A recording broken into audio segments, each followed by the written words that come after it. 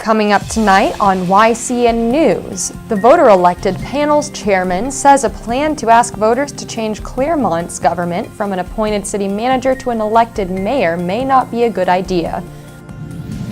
3 Democratic senators in Washington, D.C. say women-owned businesses deserve more support. And a 30-year-old woman from Berkshire, Vermont is charged by police with possession of pills without a prescription.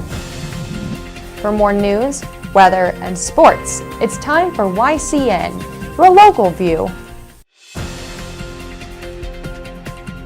Now, your daily digest of the Dartmouth-Lake Sunapee region, southern Vermont, and Windsor County. News, sports, weather, and all that is happening in our area. The news on YCN, your local view. Good evening, and welcome to this Wednesday edition of YCN News. I'm Rose Spillman. It could be a pretty interesting time Friday night when the Claremont Charter Commission meets again.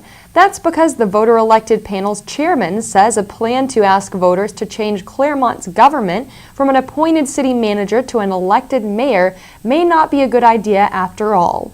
Chairman George Coccavero emailed other commission members about his change of heart, reports the Eagle Times. Voters elected 9 members to the commission from a field of 32 residents. The charter has not been updated for at least 10 years. Since May, the commission's work has been skeptically eyed. When the panel voted 5-4 to rewrite Claremont's charter in the style of Manchester's charter, not everyone was on board. Residents upset about having an elected and paid mayor who would lead an elected and paid board of aldermen let their discontent be known. About 350 signatures were gathered on a petition asking the commission to reverse its decision. Meetings began at 6 p.m. in City Council chambers of City Hall. Our next story is sure to make you smile. Let's continue with our cute and cuddly Pet of the Week series to see who's looking for their forever home this week. Welcome to YCN's Pet of the Week, brought to you by Akili Agwe with 6 locations including Walpole, New Hampshire, and Healthwise Pet Food. Nutrition first for the love of your pet.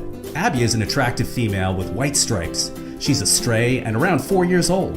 When potential adopters stop in, Abby acts very friendly, like she's trying hard to sell herself. But Abby is still waiting for a place of her own.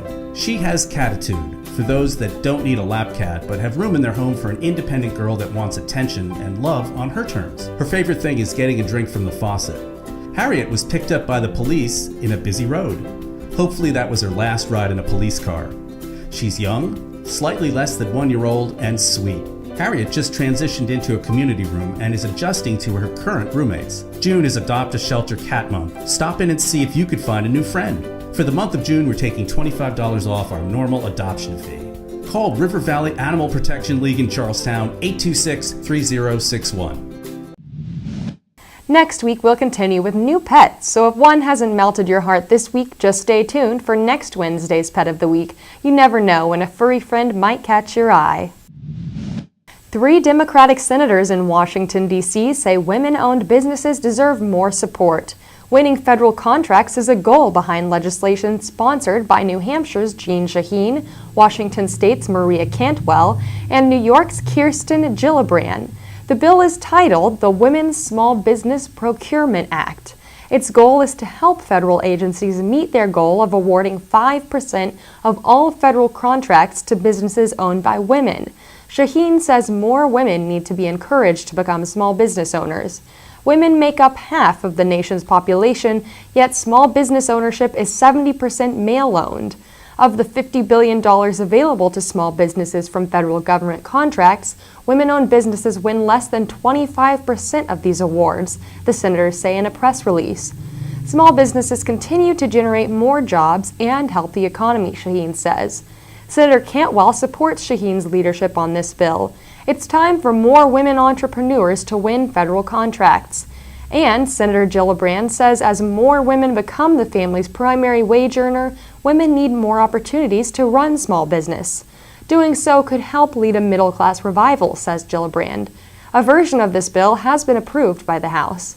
Other groups supporting its passage include Women Impacting Public Policy. President Barbara Kazoff says the legislation would do what the women's business community has asked of Congress for the last 25 years, ensure better and equal access for women-owned businesses to federal contracts.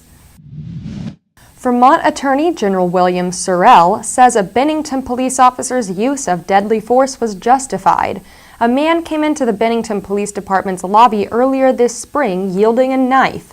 When he was asked by police to drop the knife, he did not. That's when Police Sergeant Michael Plush shot and wounded Gregory Philo on April 22nd. Plush also was cleared by the Bennington County State's Attorney's Office, which also reviewed the shooting.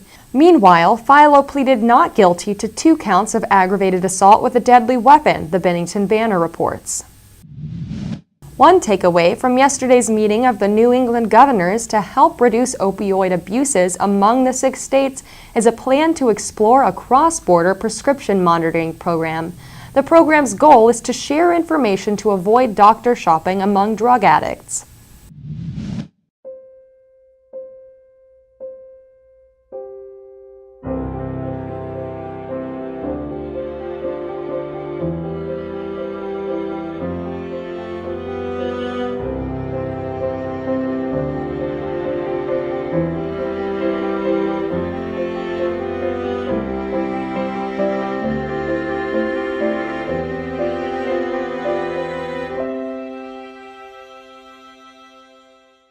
Welcome back to YCN News. I'm Rose Spillman. In a related story, a 30-year-old woman from Vershire, Vermont is charged by police with possession of pills without a prescription. State police say Jessica Smith was arrested on the charge yesterday evening around 8 p.m. after a traffic stop in Rockingham, Vermont. Police found the pills during a vehicle search.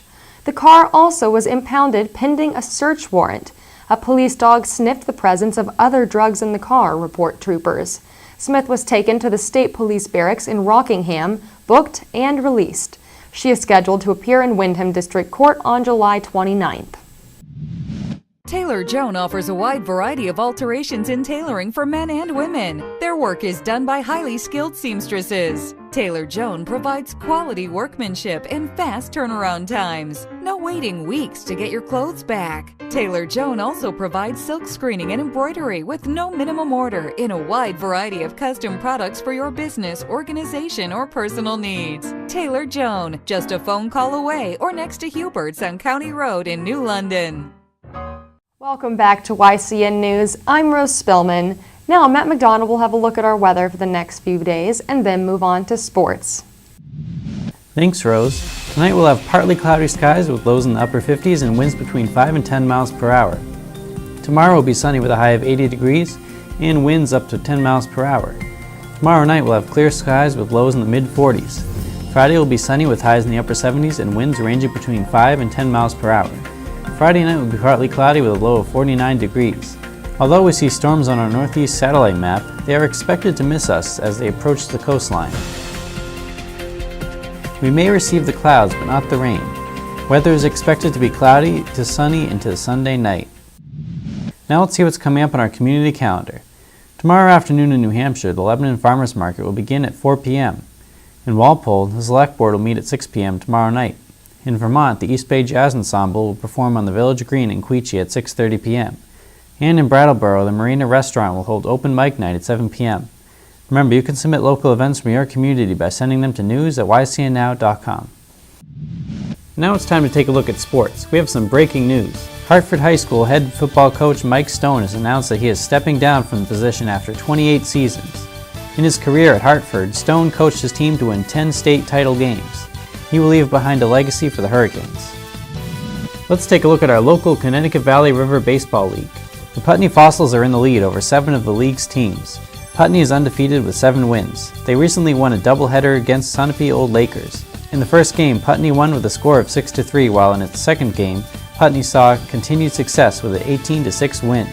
We will continue to cover the Baseball League as they progress.